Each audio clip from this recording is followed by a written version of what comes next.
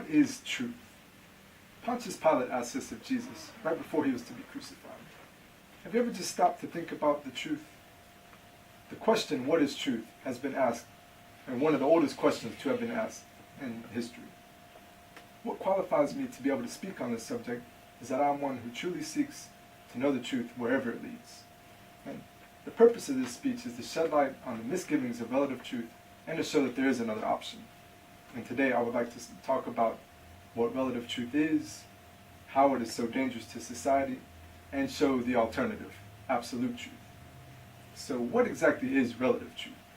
Stanford.edu has one definition of relative truth as the assumption that everything which we experience and think is only something relative, and therefore has no essential endurance and no universal validity. In other words, we really don't know what we know, or we don't know what we don't know. One could sum up relative truth in a few statements. All is relative. Truth is relative to your surroundings. Basically, there is no judge, therefore, no judgment can be made about anything. So why is it so dangerous? ChristianBaptist.com has been quoted as saying, cultural moral relativism, or relative truth, is a dangerous concept to any society. This belief system destroys all the major building blocks of society. Without truth, there can be no true values of equations, so no math. Without truth, there can be no scientific laws, or no science. Without truth, we really don't know, we can't say if anything does or does not exist, so no reality.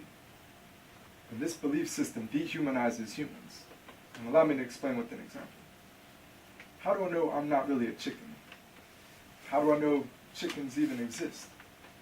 How do I know if I even exist? And if I don't even know if I exist, does my life even matter? So what is absolute truth? AllAboutPhilosophy.org puts it like this. Absolute truth is defined as inflexible reality, unalterable, invariable, fixed facts. It's fairly self-explanatory. It's the belief that facts are facts and truth is truth. And this belief system coincides with common sense.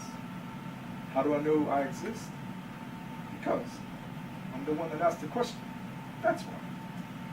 In closing, I've spoken to you today to shed light on the misgivings of relative truth and to show that there is another option. I've explained to you what relative truth is, how relative truth is dangerous to any society, and shown that absolute truth is the alternative. And I feel that anyone who truly seeks to know the truth is more than qualified to speak on this subject freely, which I am one of those. And so the next time that you're encountered with the truth in question, I challenge you to question how absolute and relative truth apply to this situation. And finally, in closing, I would like to leave you with a quote from Jesus, who said, "And ye shall know the truth shall make you free."